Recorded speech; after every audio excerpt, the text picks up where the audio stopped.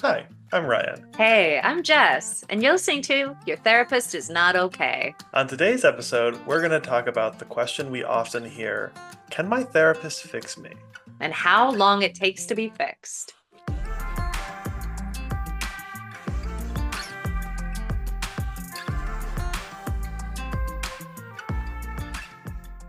Many clients come into our office and say, Jess, how can you fix me? Like how are you going to actually solve what I'm bringing to you? And we had some discussion with the producer of this podcast, Denise, and she shared that she was thinking, wouldn't it be nice if your therapist could just give you a pill or maybe, wave a magic wand and just resolve anything? Like, why don't we have that? And that really prompted this discussion. Yeah, like sometimes when I'm talking to clients like, Jess, why can't this just be done? And I'm like, I kind of feel like if I could get that magic wand, I would be sitting on a cash heap, but unfortunately, we just have to go through this together. I've also kind of heard that, question many times of, how long is this going to take? Um, yeah, these are definitely questions that clients come in at the start of therapy or might bring up at times when they're feeling frustrated or not having this sense of progress that they had maybe hoped for. And this kind of makes sense because for a lot of people coming into therapy, this might be the very first time that they've actually seen a therapist and they're scared and they don't know what it's all going to entail. Or other clients, even who've been seeing therapists and they've been seeing them for years. And they're like, why is this still not sorted? Why are some of the presenting things that I have still plaguing me? And with therapy costs being what they are and insurance coverage, sadly, being what it is, there sometimes needs to be a certain level of like, what can I expect here? If I'm going to be spending this kind of money, if I'm going to be seeing you, the bottom line of it is like, what can you do for me? How can you, as a therapist, fix this? Mhm. So let's dive in. Ryan, what do you think? How can we fix clients? Yeah, well, I mean, the first reaction I always have to this question is kind of, you're not broken, so to Mm, speak, right? It's not kind of like a binary fixed and mm-hmm, broken thing. That's part of what we're wanting to speak against and complicate in this podcast is that we're not moving from bad to good in mm-hmm. therapy. Um, yeah, so that the first thing that I think is that the journey is maybe something a little bit different than that. Ryan, that kind of feels like we're setting up a bit of a straw man. Like, why didn't we just say, you're not broken as our tagline? Like, what is it about having this aspect of even asking the question, how can we fix you? That feels actually really relevant. That actually feels important. Like, what do you think of that? Yeah, I mean, I think it really gets at a lot of the underlying questions about how does therapy work and what can I really expect out of this. And um, in my mind, it's really about embracing those cracks, those pain points, the things that make us unique and that are recurring challenges in our mental health, so that we're not fixed in the sense of those things are gone, but we have worked together to kind of increase awareness and build coping techniques and skills around, like, okay, I know that this is gonna come up for me, or oh, something knocked me off my feet and I wasn't expecting it, but I know how to take care of myself with this. Oh, that feels like exactly the definition of mental health, doesn't it? That like it's not that these things are fully removed, the things that can kind of be reactions that we've had in the past, but that we kind of learn how to navigate them, that we learn how to recognize when they're coming up because they're actually not so unconscious anymore. Absolutely. I do think that that is really um, the challenge that we're posing with this podcast and with this episode in particular is that it's not about this end point, this like end point of fixed and my therapist is going to fix me. And I think a big thing that comes up with for me with this question is um, the part of can you fix me? Mm. Because we don't, as we said at the beginning, have the pill or the magic wand that means we just fix our clients. Really, in reality, a lot of the hardest work, most of the hardest work is done by the clients. Yeah, for sure. Uh, it wouldn't work, it wouldn't be sustainable if it were something that only the therapist can do. I think the really magical aspect in my mind is when the clients learn how to do this for themselves. Can I take a step back and ask you a kind of a different question? We're talking about fixed, but we're not necessarily talking about the problem. Can we talk about mental illness for a second? Or even like what some clients might be coming in for? What do you think some of the biggest challenges clients face are? And what might bring somebody to therapy to want to be fixed? Like if we just take one step back, what do you think kind of results in people needing to seek therapy? What kind of mental illnesses or problems that they face? I mean, really any mental illness, absolutely. But I think the things that most commonly, to speak in really broad terms, I encounter people coming into the office with are either trouble with themselves in some way, frustrated with how they're feeling, how they're doing in life, or frustration with their relationships, how their relationships are going, whether or not their relationships are meeting their needs. And so a lot of it is about how do I deal with how I feel when I want to or have been told that I should be feeling a different kind of way. And so, really, at the heart of it, a lot of it is kind of a sense of invalidation and powerlessness Yeah. that many, if not all of us, face, especially when we struggle with our mental health and being what society views as productive and successful. Yeah. I'm curious if you noticed similar things coming into your office or some differences. I think what you hit was exactly that. It's almost always self and other. How am I relating to myself? How am I feeling about myself? Worthlessness can come into that a lot.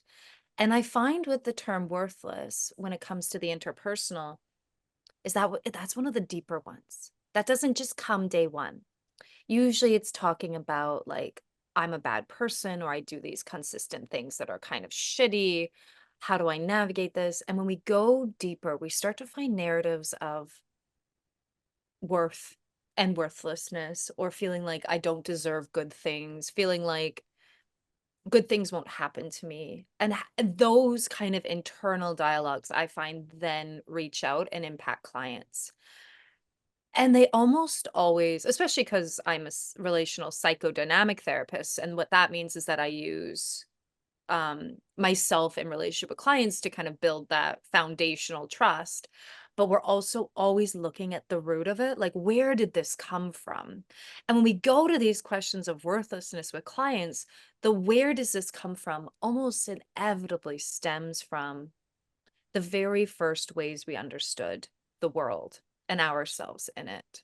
And so for me in my work with clients, when I'm thinking about what you're bringing in about relational or self, I'm thinking about the narratives that we were told when we were kids, Mm. even if they were not overt.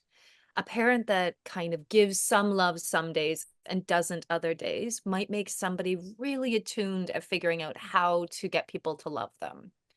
One of the crappiest terms we have right now is people pleaser. And that's essentially what that is that I've learned how to morph myself in order to just get a semblance of love and safety. And that does come from childhood if we have parents that are kind of withholding or not giving us enough.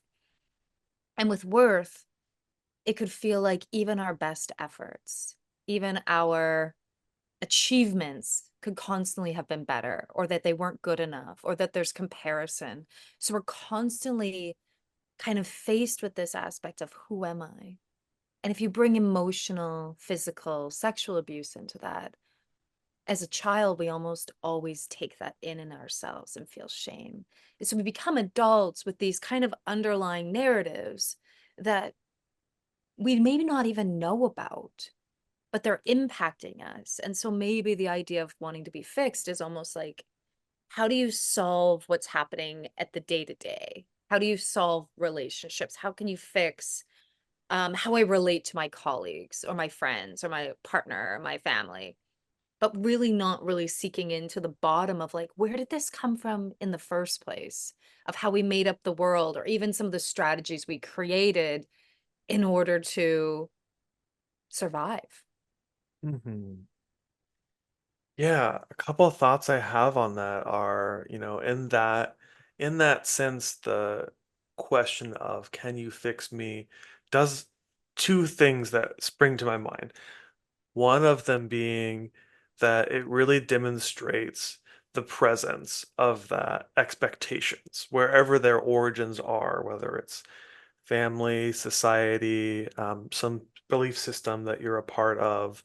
And the question is really around like, how can I or can you make me do what I'm supposed to or should do? Ah, And at the root under that, the other thing I recognize is that this question of can you fix me is really, uh, in a sense, it's a signifier of the problem. It's a symptom that even just that question is I've internalized that I am bad in some way. ah. And I'm much more interested in helping people work towards not viewing themselves as needing to be fixed. I was going to say, it feels like that's part of the work in itself for you, going into the darkness. Yes, absolutely. So then, actually, if I could shift us in a slightly different direction, I'd like to ask you, Jess, if we can't fix our clients, what do we actually do? What's the point of therapy? I think for me, what you just said is kind of the point. When a client comes in thinking that they're fixed or need to be fixed rather, I want to look at the brokenness. I want to look at what makes them feel broken. And I want to take that thread and I want to pull and pull and pull to get to the inner core of our belief system. Because if they say, I want to be fixed, I am constantly being talked over at work. If I just do that, we just work on confidence skills and I give them like a worksheet on um like narratives and how to better it, that could work. It could work at the surface level, right? They might learn that maybe people are not thinking ill of them. But I'm interested in the question therapists aren't supposed to ask, which is why. We're taught constantly in our programs, we're not allowed to ask why. I'll tell you what, I always ask why. I'm asking why in my head. I'm asking why to clients. I'm constantly trying to assess what's actually happening here. And for me, therapy is a way for us to start to recognize where the roots of even all of the stuff on the surface is. And the actual thing about therapy is when you're at the root bottom of it and you're really sorting through these things, the top is getting sorted as you're doing the bottom work. As we're sorting through these early memories or recognizing that we might have taken on some of the bad bits. So there's a bit of theory here. Can I dive into it? Is that going to be too heady? I don't think so. I think we'd love to hear it. Okay, so one of the coolest and most interesting theories I've ever heard that I really buy into, and I don't buy into a lot of theories, but this one really grabs me because I see it time and time again, is when we're a kid and something happens to us. And it doesn't have to be just with a caretaker, but it often is. People we trust, people that are in power around us. When we're a child, we really don't have capacity to be independent, to be on our own.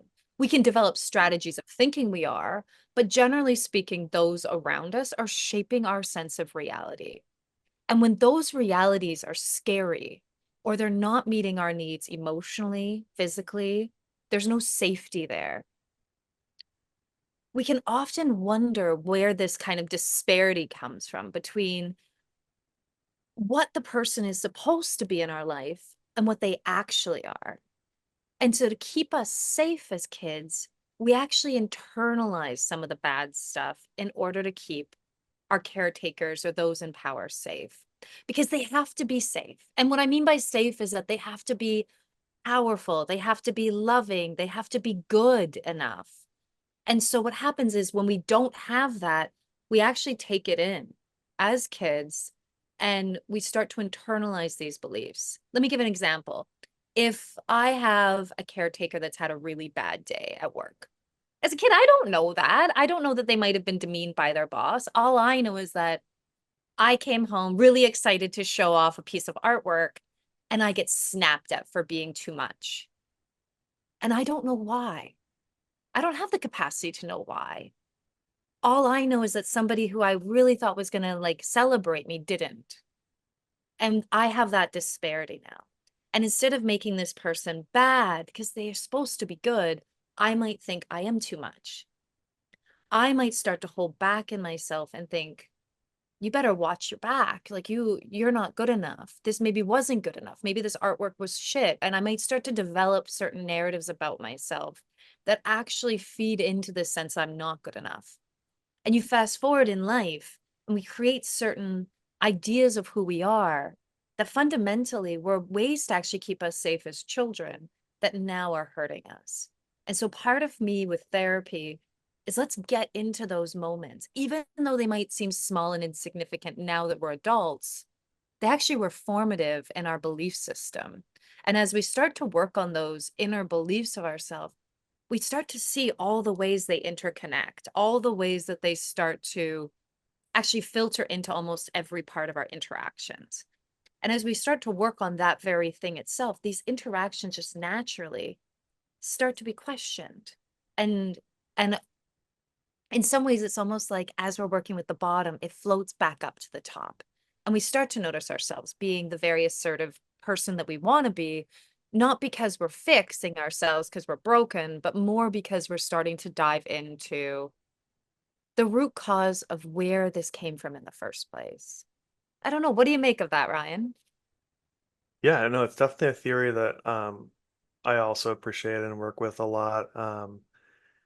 And that sometimes can lead to on that surface kind of day-to-day interaction level, some work even with thinking like if you could have that interaction go differently than it Mm, did when you were 8, how would you have liked it to go?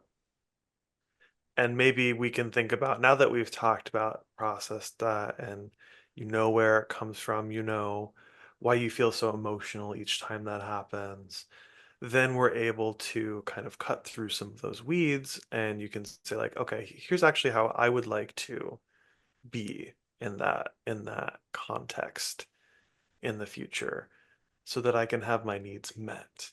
Because what you're also speaking to in that is this unmet need to to share something in that example of the art. Like I want to share something and be celebrated and know that I'm special to you.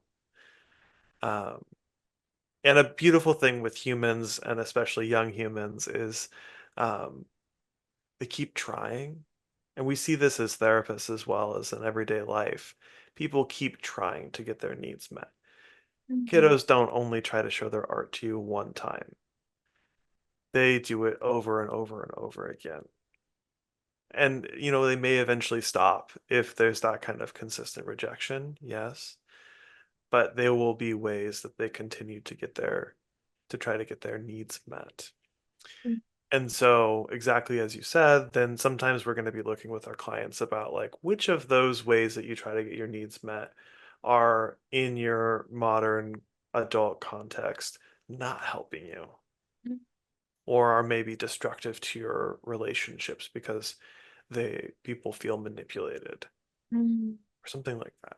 It's just some little examples. It can happen a million different ways. Absolutely. Yeah, that was just one example. So many of our narratives, I think, they don't come from nowhere. And I think that is where, for myself as a therapist, I find taking this aspect of where are we broken and seeing it through, seeing it down, feels incredible. And it's pretty special. As much as Yeah, the term fixed is kind of problematic.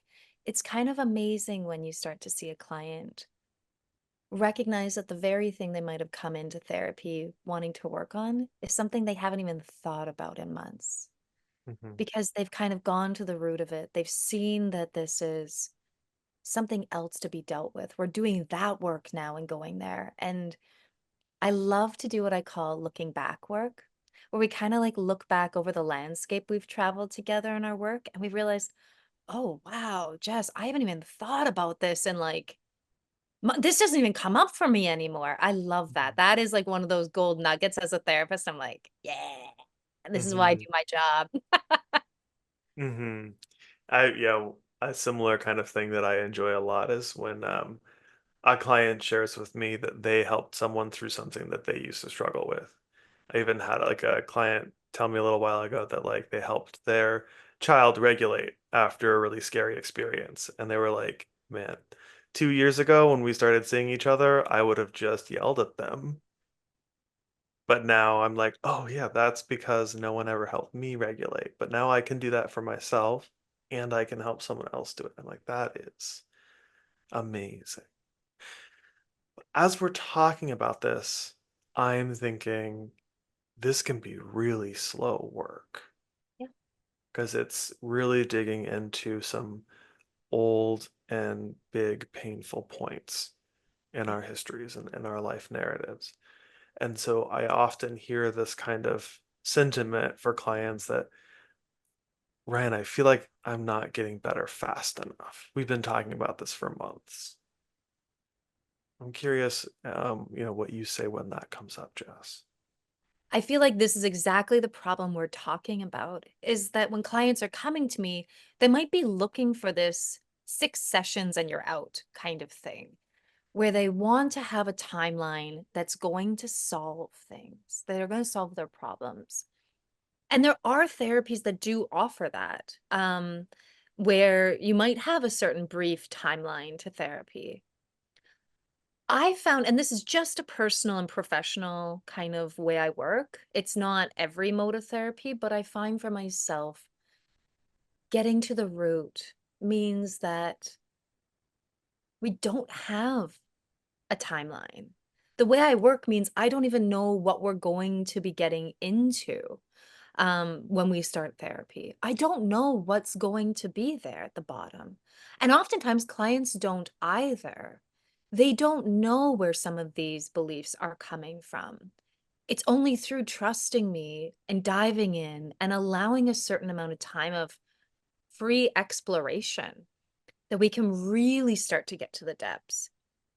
And so when a client says, I don't feel like I'm getting well fast enough, it's often where we can look back and say, no, look how far you've already come. We have this horrible tendency as humans to have forward thinking constantly. So if we're in therapy, we have a tendency, and any client listening to this, I'm going to tell you the same thing, where we are constantly thinking like, what else do I need to do? Where else am I not good enough? How much more like do I need to do here? Oh shoot, this is another area I have to work on. We very seldom look behind us. Like we only know these things of how much more we have to do in these certain areas because we've gone through so much before us in therapy. We've solved certain things. We've looked at certain things. We've been able to have like introspection and clarity and self-awareness in certain areas to recognize where other gaps are. So usually when a client will bring this to me, I'll be like, let's look behind us. Let's actually see what Mm. we've done.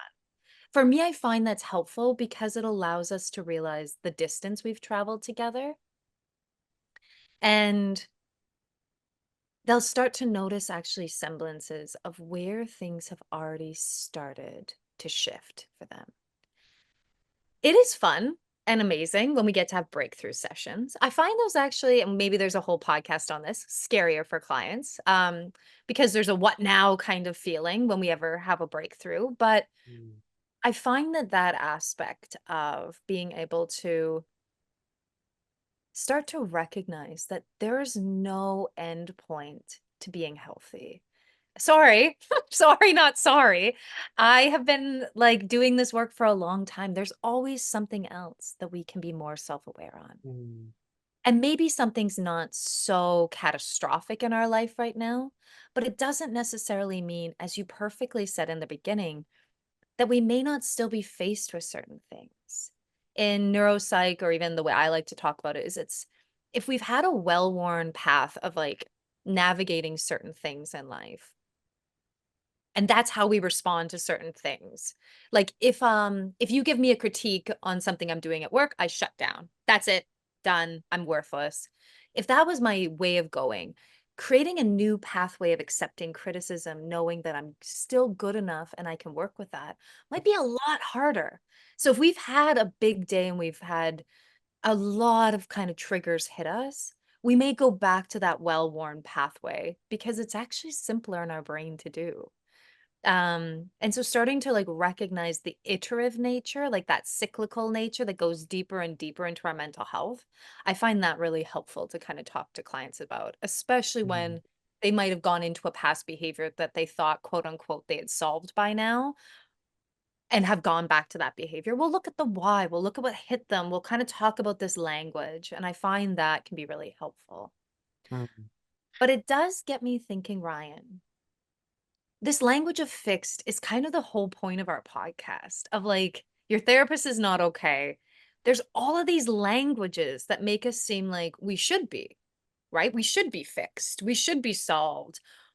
I'm curious about this idea of progress, this idea of like being fixed and why this is such like a prevalent topic within therapy, even as you and I are trying to break down like what we actually do and what we see in our office, it's still a topic we kind of thought we should tackle. What Mhm. do you think? Like, how do you address this problem of being fixed or having progress? Da da da. Well, I really think to look at part of its origin, um, a lot of that, and I was thinking about this when you're talking about some models of therapy that might offer or suggest that in 6 sessions we can be okay. Or, I can prescribe you 6 or 12 sessions of this kind of therapy and then you'll be good to go. You won't have the anxiety anymore. And just knowing that that's not really quite how it works, I do really recognize the origins of that in the medical model. Mm, Because of the complexity of the brain and how little we really know about it, it is very hard for us to treat it the same way that we would, say, um, a broken arm or a malfunctioning liver, that we can say, like, oh, we can do X, Y, and Z for this period of time and then we check it and then we monitor it and it will be done. Your arm will be healed as much as it is possible to be healed.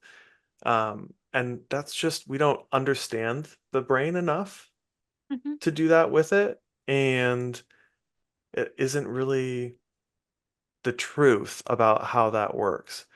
But because of some other things you've mentioned, like insurance, and like the way therapy is regulated and controlled, we do need regulation to make sure people are doing things ethically. That's of the utmost importance.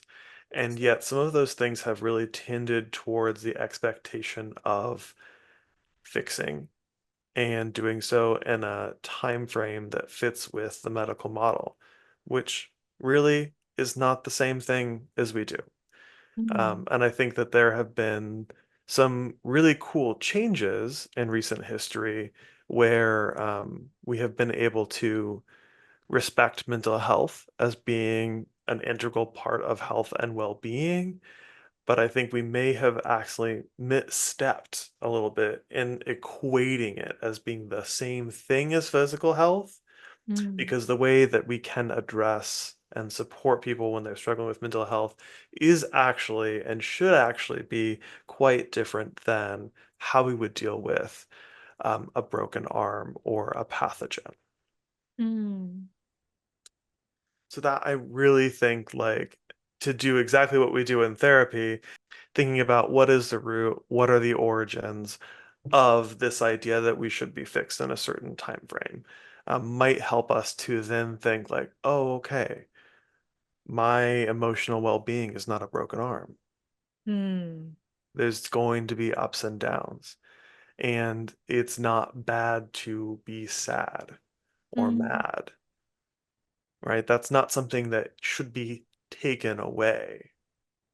absolutely. I actually think what you just said was so interesting, and I've never thought of it this way.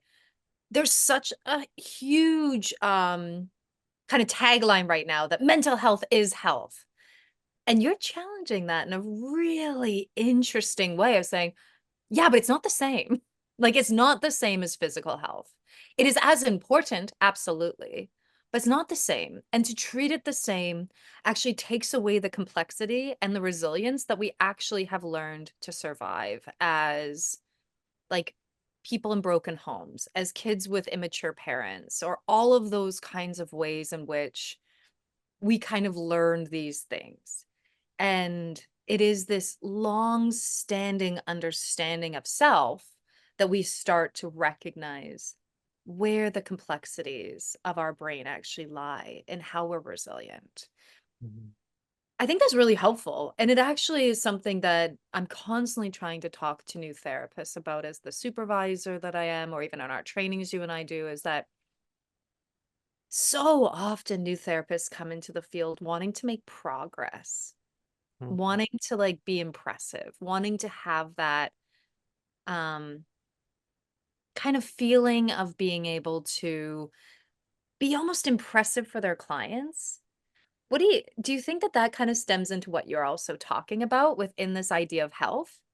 I think it does. I mean, thinking at where we're at right now with time too, I think it's almost a whole nother episode that we could do in the near future. But some of that is about what comes up for therapists too, right? So when I'm working with a trainee or a new therapist that's really anxious about like, I want to make progress, I want to, you know, satisfy my clients, etc. And like, yes, of course, we want to help our clients to make the progress that they want to make.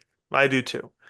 When that starts to be something that I want to work on a trainee with or have a lot more questions about, is when that maybe is stemming from their own internal insecurities about I'm not good enough and I need to prove to someone that I'm good enough. And we all have those things. Our therapists, we are not okay. We are not an exception to the rules of human relationship and experience. Yep.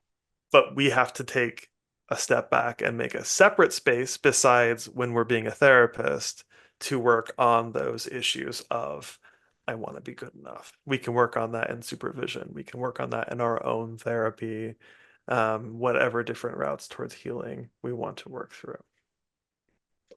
I think that's excellent. And you're right. There should be a whole podcast on new therapists coming in and what we actually think about them.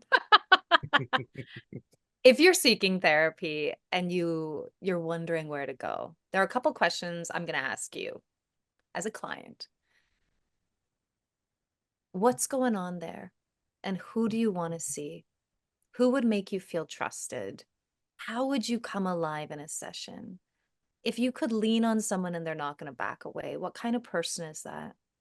Beyond modality, beyond anything else that you're actually seeking as a client, those would be the main things I want you to consider. You don't have to have it all sorted. You don't have to have all the answers. But if you feel like something's going on that you actually do want changed and you have the time, capacity, and you're ready, it's really finding a therapist who fits for you. And if you Mhm. want to learn more about being fixed, I do have a little blog post I wrote years ago on how much I hate that term. So feel free to like read that. It'll be linked in the podcast. And if you have questions for us, feel free to message us. The best way to do it is just DM us on Your Therapist Is Not Okay on Instagram. We're here to answer your questions. We're here to not be okay alongside you. Thank you all for tuning in. Thanks so much for listening. If you enjoyed this episode, check out our others. And stay tuned for even more episodes coming up. Follow us and leave a review on Spotify or wherever you listen to your podcasts. And please tell your friends. You can also follow us on Instagram too at Your Therapist Is Not Okay. Also, if you have any questions that you want us to answer, send us a DM there. We would love to answer your questions. And a lot of our topics come from listeners just like you.